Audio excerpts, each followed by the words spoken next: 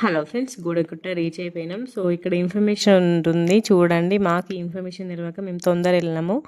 Morning 9:30కి start అవుతుందట. So 9:30 అంటే 10 అయింది మాకు పూజ స్టార్ట్ అయ్యేసరికి. ఒక 45 మినిట్స్లో నోము కంప్లీట్ అయిపోయింది. కింద నోముకుంటారు అనమాట. సో ఇది చూడండి ఎంత ఖాళీ ఉందో. యాక్చువల్గా కార్తీక మాసంలోనైతే ఇది మొత్తం ఎంత రష్ ఉంటుందో అసలుకి. చూడండి ఎంత ఖాళీ ఉందో. ఫస్ట్ టైం నేను ఎంత ఖాళీగా గూడెంగుట్టని చూడడం. మళ్ళీ మేము వెళ్ళినాక ఒక 1 అవర్ తర్వాత ఇంకా చాలా మంది వచ్చినారు. మేము కొంచెం ఎర్లీగా వెళ్ళినాము.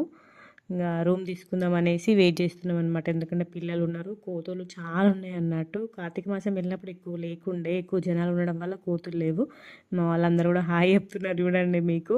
సో జనాలు ఎక్కువ లేకపోవడం వల్ల కోతులు ఫుల్ ఉన్నాయి అన్నట్టు. అందుకే రూమ్ తీసుకుంటున్నాము. ఇక్కడ కన్నయ్యనైతే స్టంటులు వేస్తుండు. మా బావ చూడండి ఎట్లా ఆడిపిస్తుండో కన్నయ్యని. ఇచ్చిట కూడా మస్తు ఆడుకుంది.